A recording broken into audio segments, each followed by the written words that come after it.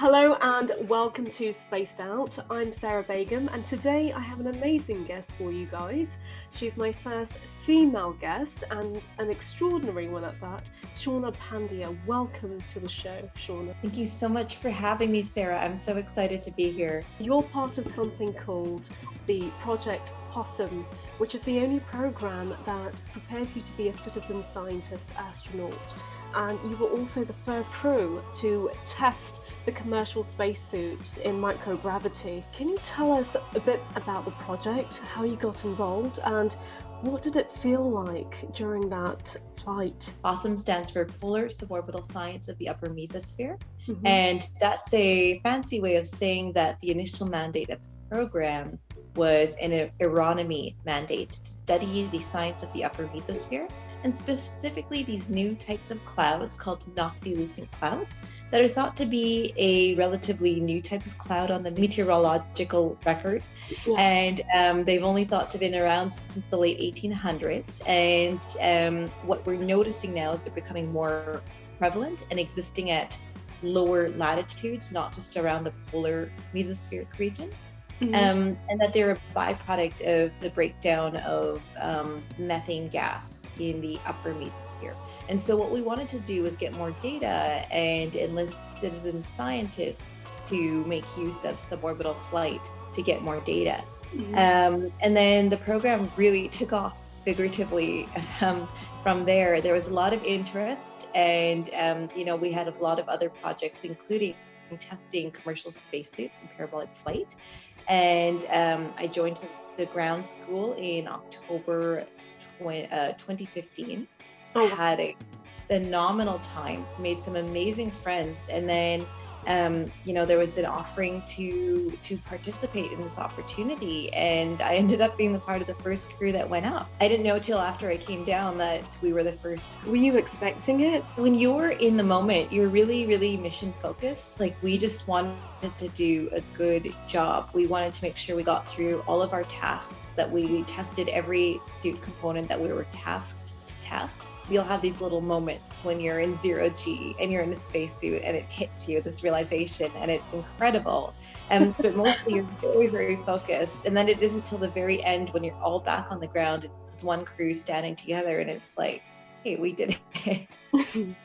And it was just, it's impossible to put into words just how amazing it is. Where was this taking place? So when we talk about creating zero-G conditions on Earth without going to space, we refer to parabolic flight, or what is colloquially known as the vomit comet.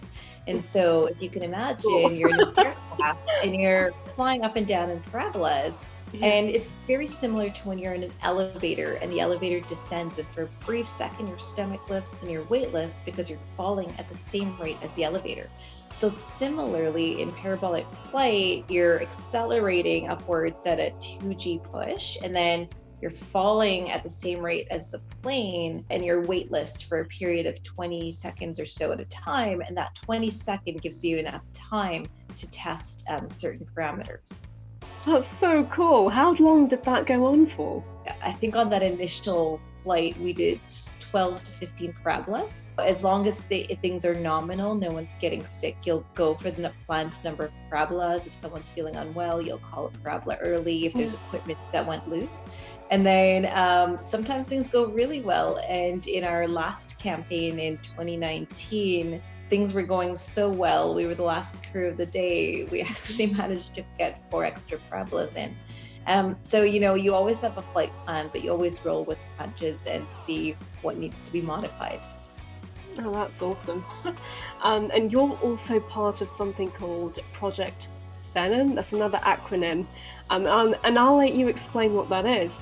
So I was reading your bio and I clicked on this and it took me to a website that said the Sea Space Society, to an article about how Chinese women take care of their beauty and Asian bride hacks. Now, I, for the life of me, couldn't figure out how it related to space and your role in it. I would love to know more about. Oh, sure. Yeah. So that is actually a defunct project. I'm no longer part of Project Venom. Okay. But when I initially became part of that organization, one of the other projects I was involved with planned to take on an aquanautics mission, and that didn't end up happening, but I still met some phenomenal people through that program. And when you're with the right combination of driven people, you kind of make your own things happen. And at the end of last year, we ended up creating our own scientific aquanautic mission anyways. That was called the Neptune mission. And again, it's another acronym, and it stands for Nautical Experiments in Physiology, Technology, and Underwater Exploration. And so as a crew of 5, we spent 5 days living in a dive saturation complex, an underwater habitat, and we performed experiments with science, with physiology. We performed the first underwater VR demonstration of a radiology suite. So I was the crew physician, and I looked up on a virtual reality headset, with the head of radiology in Saskatoon, Canada, in this VR radiology room. Speaks to the power of the accomplishment, the personality, the teammates, the mission-driven nature of the people you'll work with in this field. And it was wonderful. What's the purpose of the Neptune mission, and what has been the most exciting experiment that you conducted underwater? Oh gosh, yeah, that's a great question. So when we talk about exploration, so there were a couple of objectives. So speaking specifically to that mission, our mandates were physiological, exploratory, studying psychology in isolated and confined environments, as well as performing several technology demonstrations. Speaking to the bigger question of why would you go live underwater in the first place? When we talk about ice that is isolated and confined environments, analog environments, especially as they relate to the space world, we talk about environments that replicate some aspect of space, because space is hard, space is expensive, and space is risky. And so you don't want the first time you practice as a crew or you test out a new technology to be in space. You want to know everything you can about how whatever it is you're testing operates before you get to that point. Neptune was an example of an analog. And when we talk about analogs, there's ones that replicate isolation and confinement like Neptune did. There's ones that replicate partial gravity or zero gravity like parabolic flight did. There's analogs in deserts and in Antarctica. That's why they're important, because they help prepare us for an already risky environment. Was there a specific experiment that you were particularly proud of? The whole scientific mission, we were extremely proud of, because when you go into an analog environment, as a crew, and in this case, we worked together for 8 months leading up to the mission to find the science, to find the technology, to get the ethics review. And so the whole combination of everything we submitted, particularly finding collaborators, scheduling the science. So we did everything from looking at heart rate variability, to cortisol and saliva, to daily sleep and psychology diaries.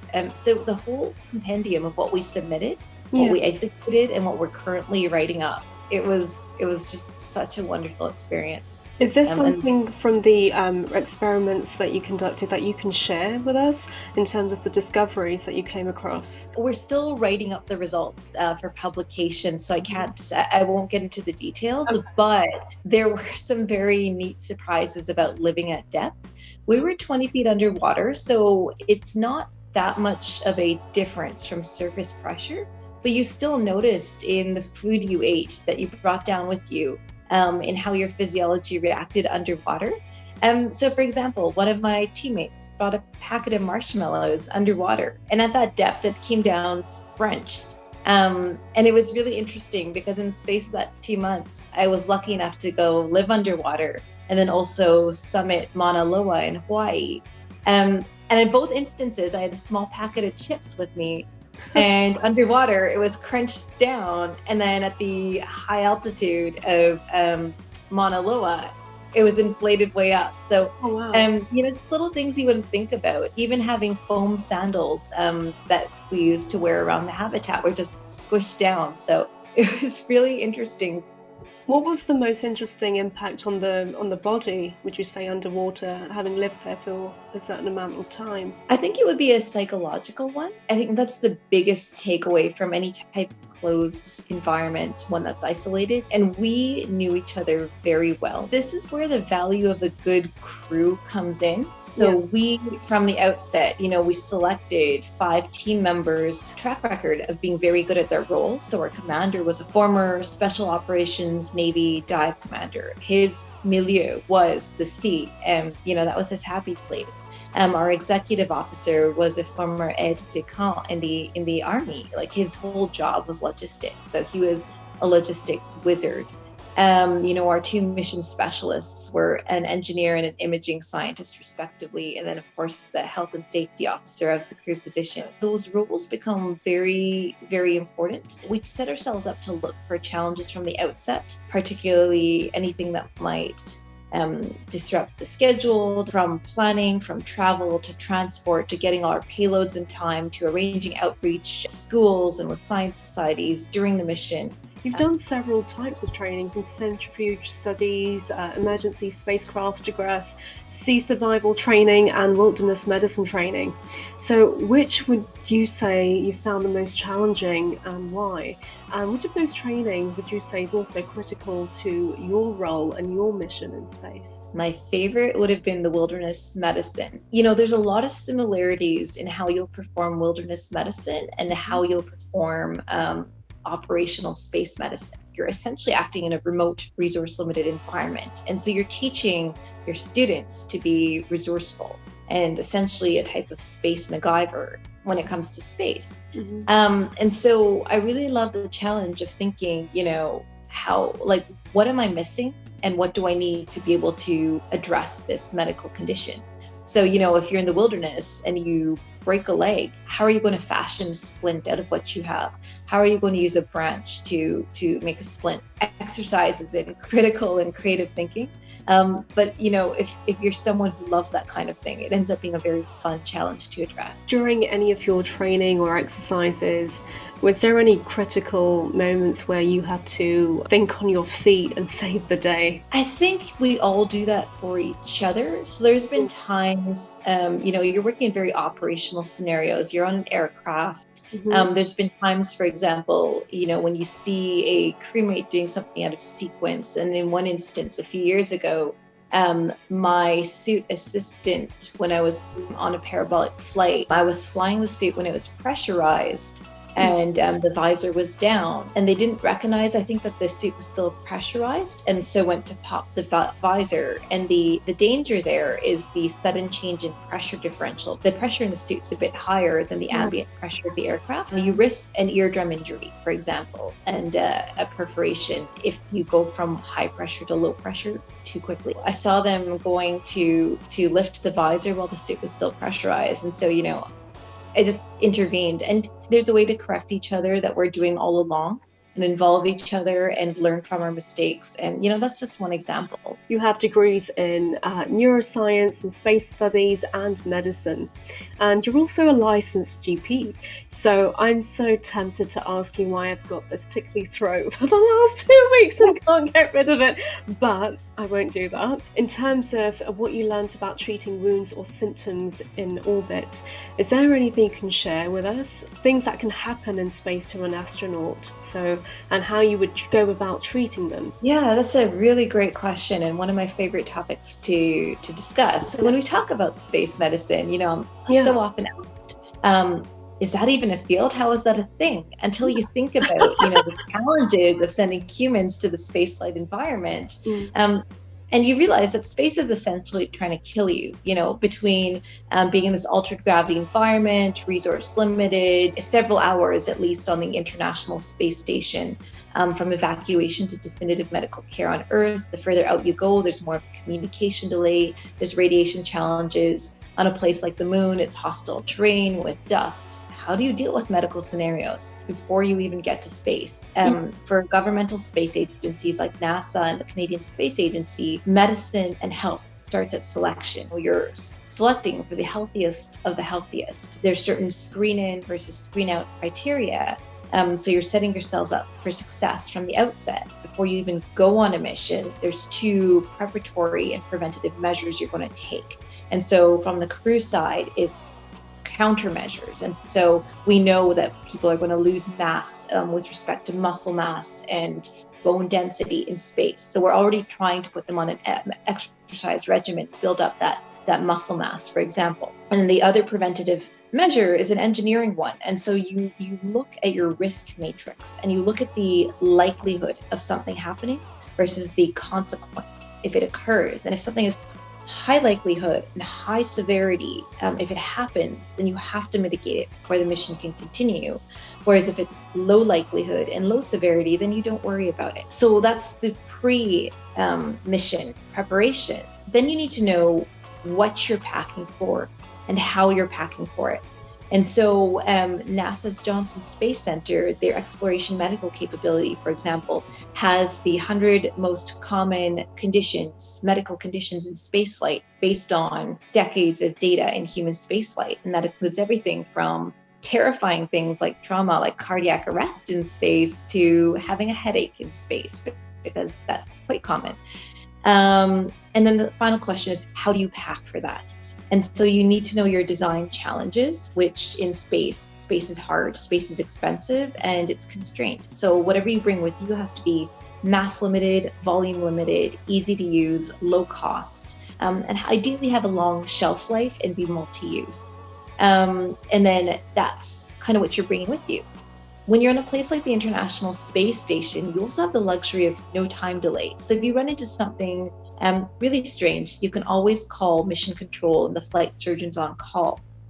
So the question becomes, when we talk about going to the moon or to Mars, how does that need to change? So, taking the extreme case of Mars, at the utmost conjunction of the furthest conjunction of the Earth and Mars, it's a 46-minute round trip communication delay. And if someone's in cardiac arrest on Mars, you don't have time to radio back to Earth and say, hey, what do I do? So then the question is, what technologies will enable us on the way to Mars? So in addition to identifying and mitigating risk and selecting the healthiest crew, you have to look at how you're going to manufacture supplies in situ, for example, through 3D printing. How are you going to aid your diagnostic decision-making capabilities through AI and machine learning?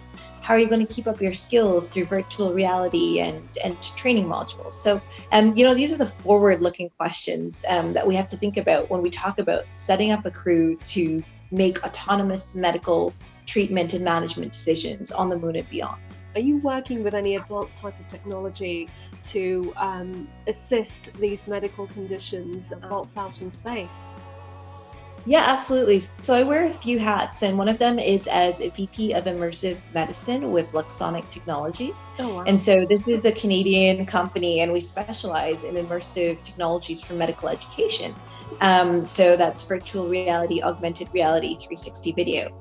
And so when you look at the human research roadmap and the risks on it that NASA's Human Exploration Program has identified, one of those is skills deterioration en route to a place like Mars. So imagine that you learn as the crew medical officer how to insert an IV on Earth, and then you go on this 6 to 9 month mission to Mars, and then the first time you're ever asked to start an IV is many, many months, 9 months or more later. You can imagine you may have lost your skills. And so what we do is we're actually have a module that's been funded by the Canadian Space Agency to create medical training scenarios in virtual reality to prevent that skills deterioration. And so imagine that you're able to take some time on that long journey to Mars to practice starting an IV again. So that's the space application of what we do. And in the era of coronavirus, not having access to our traditional learning places, not having access to, the usual simulator or anatomy lab or, learning clinic, we're finding there's a big demand for immersive technologies for medical education on Earth as well. Have you ever taught or learned how to deal with survival situations, maybe on the International Space Station or in a spacecraft? For example, I watched The Midnight Sky. Have you seen that? I might have. It's an older movie, is it not? No, it's a new one on Netflix. Oh. George Clooney directed it. This is fictional, but if it happened in reality, I'd love to know how you would go about giving attention to this specific condition. So one astronaut was hit by space junk during a spacewalk, She suffered internal wounds and then she died within minutes. They couldn't really save her. So if this were to happen in real life, how would you go about dealing with that? Gosh, yeah. So certain things are specific to the spaceflight environment and certain principles of medicine don't change. In a scenario like that, you have to clear the scene and make sure it's safe for the rest of the crew to go assist the injured crew member. And so if there was a sudden onset decompression event, then you need to plug the hole or just evacuate that particular module and then shut it off, because if there's presumably a decompression event, then you cannot safely operate in that module of the spacecraft. So the first thing is clearing the scene. Closer to home, certain principles of medicine don't change. And so I teach an operational space medicine class with Project Possum. And, we borrow heavily from principles of wilderness medicine and medical triage and trauma and life support. And basically, you always follow the same protocol. You look for massive hemorrhage, then you look for clearing the airway, ensuring that breathing is intact and not compromised, and if it is, what's going on and how are you going to address it. Look at circulation, address any consciousness, neurological deficits, brain injuries. And so you always go in the massive hemorrhage ABC protocol, and it would be no different in space. All you would have to do is account for the environment, so clearing the scene. And then if it came to something as dramatic as having to perform CPR in space, there's actually guidelines for that. You would strap yourself down, you would attach yourself to a wall, you would assume the correct position that would allow you to perform CPR in space. More complicated questions that we still have to sort out are, it sounds like the injured astronaut in this scenario needed surgery. And so then the question is, how do you do that in space? So if you were on the International Space Station, the answer is to evacuate, because you could be down from the time that you hit the evacuate button to the time that you evacuated in the Soyuz and landed, and it would be on the order of hours, right? So it just wouldn't make sense to treat the patient on the ISS. Now, if you're on the moon and you're 3 to 5 days from definitive medical care, then you get in the question of, how do I stabilize this patient for long term? And then, you have to start looking at, do we perform surgery on site, or do we just stabilize them for this period of time? Because they may not be able to survive for 3 to 5 days. So it sounds like in this case, the patient had internal injuries, needed some blood, and then needed surgical care. So then the next question is, how do you perform surgery on the moon or in an altered gravity environment? How do you perform surgery in space? These are questions to be determined. So there have been studies in parabolic flight looking at liver packing, looking at arm surgery. And so when you consider how you would perform something more complex or something that requires life support, the question is, how do those pieces of equipment work the same in 17% gravity on the moon, for example? Can we ensure that they're not affected by the increased radiation, increased dust environment? And if so, how do we mitigate that? And then the most simple way I've ever heard someone phrase this question is, then what? Are tests being done to yeah, absolutely. Surgeries can be performed in space? Yeah, absolutely. There's people who are performing graduate, PhD, master's level work on surgery in space. The Aerospace Medicine Association has an entire group dedicated to performing surgery in space. Most people are surprised to learn, but surgery has actually been performed experimentally on the space shuttle missions in the 90s. Oh. And so Dr. J.C. Bucky was a physician and an astronaut, and he actually performed he performed muscle biopsies and spinal surgery on neonatal rats in space. And, I was talking to him about it one time, and I was like, what was that like? Some things were different. You have to Velcro your instruments down so they're not floating away. You have to make sure your subject is tethered down. Some things are the same. The anatomy doesn't change. When you talk about, well, doesn't that get messy? Dr. Bucky said that you just, if, globs of blood are floating away in 0G, you just take gauze and then wick it away. And then the cohesive force of blood is such that, it easily coheses together and then wicks onto the gauze. So it's been done. done before. Wow! Do you know of anyone who has actually undergone surgery in space? There has, to my knowledge, there have been no human instances of human surgery in space, but that's not to say that it can't happen. And realistically, if we're talking about sending humans to Mars for a several year mission profile, we have to think about these things, or we have to equally think about very difficult decisions. So if we get into cardiac arrest and, we perform CPR and we get their heart rhythm back, then what? Assuming maybe they've had a hypoxic brain injury from lack of oxygen. So then you may need life support. You may need to intubate them. You may need a full-on ICU. Do you have those capabilities on Mars? And so this gets into the thinking of how do we build up those medical capabilities on the Moon and Mars, and in what fashion do we do it? Where's the line? What hard decisions might we have to make? And then if we have to make those decisions, how do we prepare the crew for that? And what impact on the mission will it have? What's your answer to those questions? I spend a lot of time thinking about how we might build up our medical capabilities on a place like the Moon. Yeah. And so, we've talked about, a lot about analog environments, resource limited environments. And I firmly believe we should be looking at examples of these environments on Earth and how we're building them up there. There's military deployments to remote locations in Afghanistan, for example, all the time. They still have medical tents. So how are they building up those tents, and in what capability are they doing that? Refugee camps have medical capabilities. Cruise ships have medical offices, and they're all confined with respect to space, with respect to resupply, with respect to what they can stock, and then what they would need to send someone out for. So, and then we should also look at the data from human spaceflight. So what's happened traditionally in the past, what's been the most common, what's been the most mission detrimental. In addition, look at how we would expand upon the current training of the crew medical officer on the ISS. So when we look at medical capabilities on the International Space Station, there's a crew medical officer with 40 hours of training. So then we can imagine that by the time we get to Mars, we may want something that's a bit more expansive than that. And there's debate about this for sure. There's people who firmly believe we don't need a physician. I'm fully biased. I think we need a physician when we go to Mars. But I also think we need technology along the way. And then when we come back to talking about how we build that up, I think it needs to be in a progressive fashion. So have the basic life support capabilities, the advanced life support, then build up your surgical care, your critical care. And then finally, the question needs to be, how do we maintain the standard of care on the Moon or on Mars that we would offer on Earth?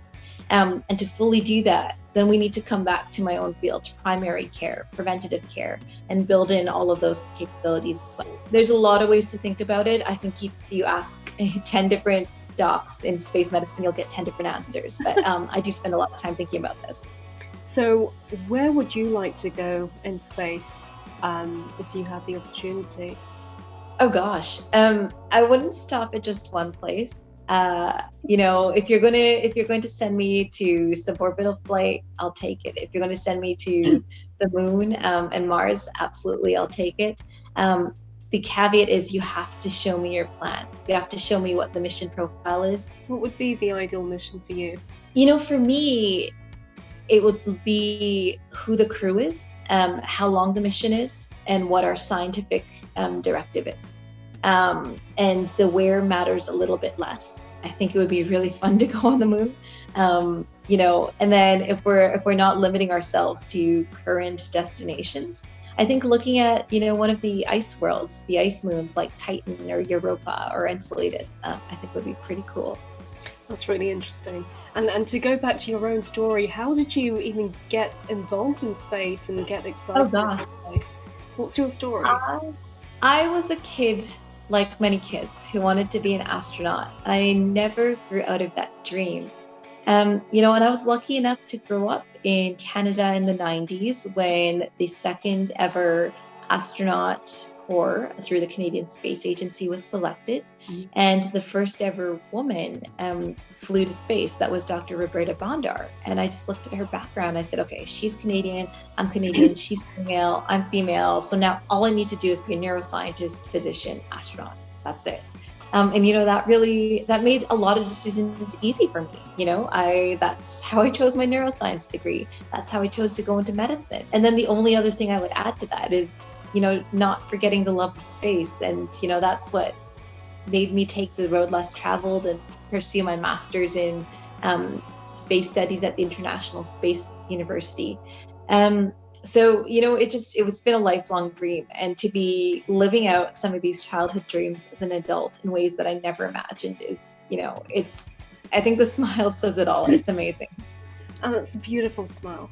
What obstacles did you overcome on your journey? I think the biggest thing is realizing that at the end of the day, if you know what you want to do, if you have a dream, the only person whose opinion matters and who gets a say in that is your own, because you're the one who has to live with your decisions. And so you can certainly have people close to you who have their opinions about what's good for you, what's best for your career, and absolutely you should consider them.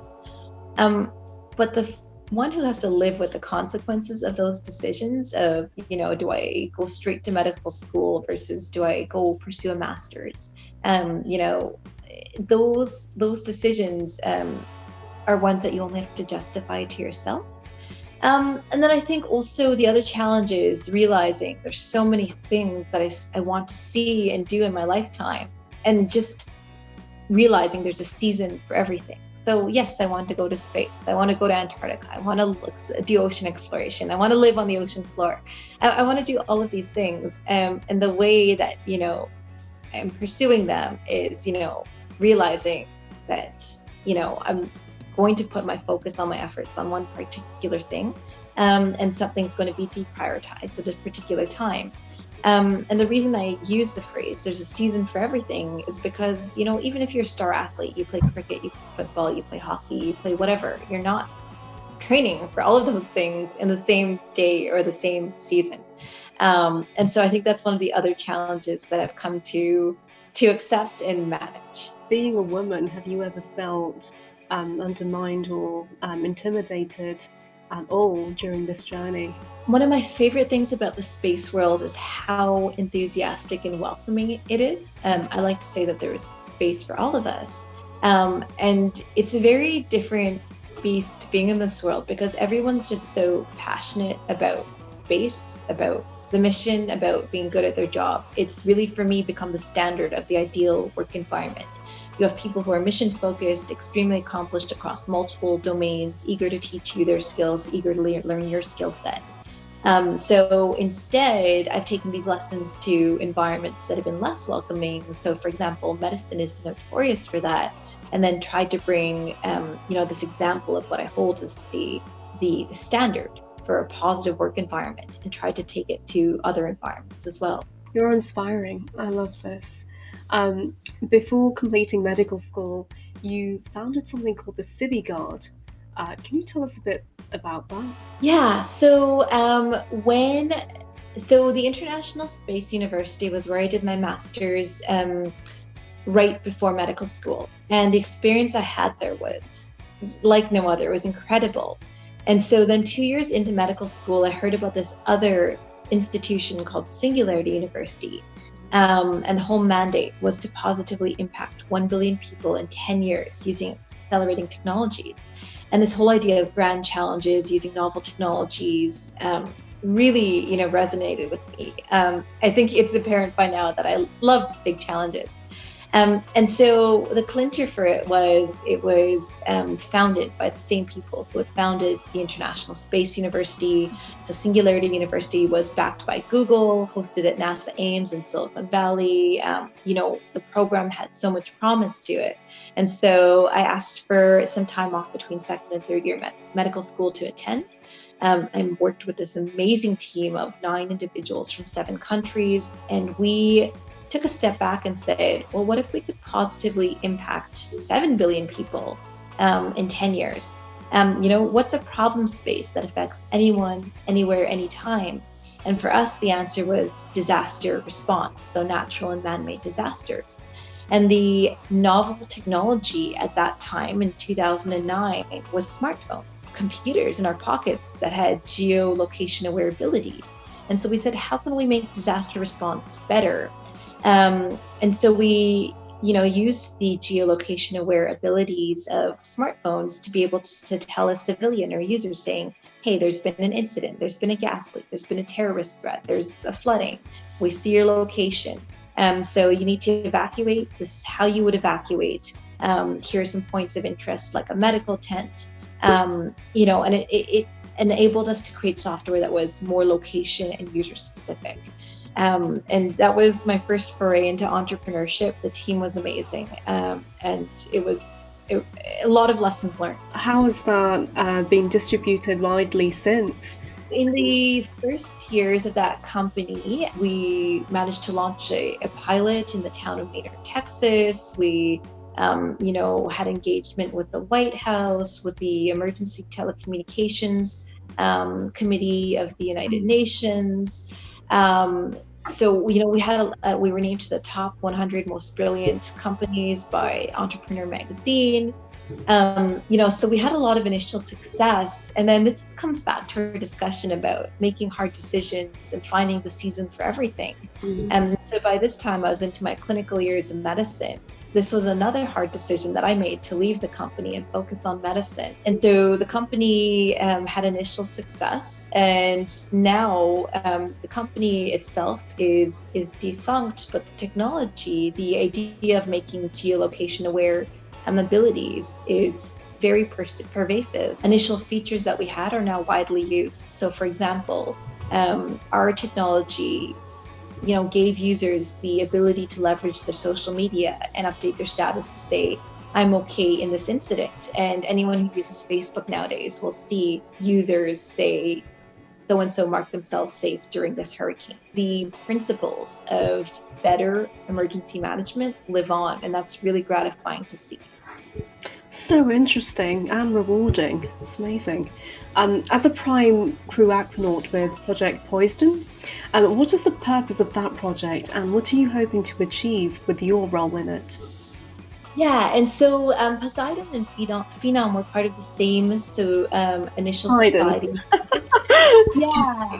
Yeah, and so those are the part of the organization that's now defunct. Yeah. And so everything I've done as an Aquanaut have been with Project Neptune, which again was the experience of a lifetime. And then also last year, and I'm so glad that we got to do all of these things pre-pandemic. I was lucky enough to do the hyperbaric and dive medicine course with the World Extreme Medicine Society. Yeah. Or organization, I should say. And that's where I achieved my dive medical technician certification, learning about dive injuries, operating a hyperbaric chamber. And the coolest part of this is that this course was held at Aquarius Reef Base, which is another underwater habitat where NASA runs its NEMO, or NASA Extreme Environment Missions Operations missions, where they send their NASA astronauts to train as aquanauts. The value of a place like Aquarius is that it's even further underwater than the Jules Undersea Lodges. So they're only 13 miles apart. They're both in the Florida Keys. But Jules is 20 feet underwater and Aquarius is 50 feet underwater. Wow. And so the reason that matters is when you're at that level of saturation, after 24 hours, you're considered to be in saturation. So all the bubbles that sit around in your blood dissolve. And so the consequences to safely come out from that saturation environment is you have to come out in a slow graded fashion. If you come up all at once, then all of those gases will come out as bubbles and lodge in dangerous places like your brain or your lungs and potentially kill you. So to safely decompress from Aquarius Reef Base, you have to decompress for 15 hours and 47 minutes. Think about that. You can actually theoretically access medical care faster from the International Space Station than you could from Aquarius 50 feet underwater. So this comes back to the value of analog environments what they using them to train for a high risk, highly operational environment, and taking those lessons learned and bringing them to space. What kind of advancements would you like to see in space medicine? Oh gosh, that's a great question.